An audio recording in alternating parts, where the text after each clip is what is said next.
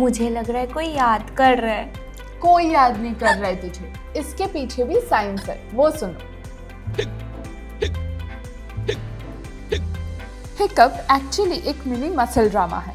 जब हमारे बॉडी में डायफ्राम सडनली कॉन्ट्रैक्ट करते हैं तो हवा लंग्स पे रश करती है and at the same time हमारी वोकल कॉर्ड बंद हो जाती है। तभी आता है वो आइकॉनिक हिक साउंड। और ट्रिगर्स, खाते टाइम बात करना, ओवर ईटिंग, अल्कोहल या फिर सडन एक्साइटमेंट भी हिकअप्स के लिए ट्रिगर का काम कर सकती है। तो जब नेक्स्ट टाइम हिकअप्स आए तो किसी याद करने वाले को ब्लेम मत करना, असली कल्प्रिट तो तुम्हारा डायफ्राम है।